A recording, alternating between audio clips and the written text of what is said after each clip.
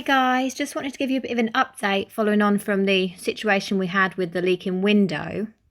We contacted Ollie from Pimps, who told us what he thought the problem was. He sent some photos and then it clicked. We knew where we had gone wrong.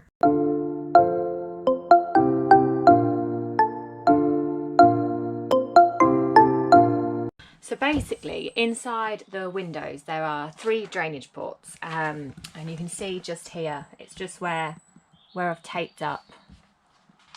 And there's 3 drainage ports just in the middle of those each bits of tape. It's quite hard to see.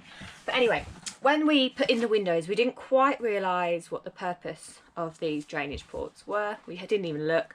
We probably just assumed they were part of the structural support. So it didn't even occur to us.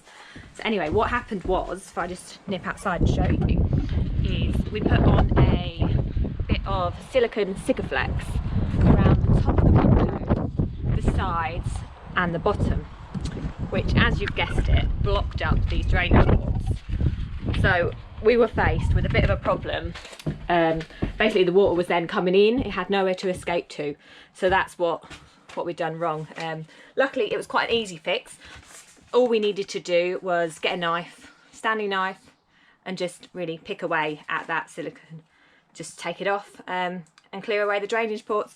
I mean, I suppose this is all part of the fun and games of doing a van conversion. You don't really know what you're doing until you've done it, and you learn about everything along the way. So all is good now. So yeah, lesson learnt.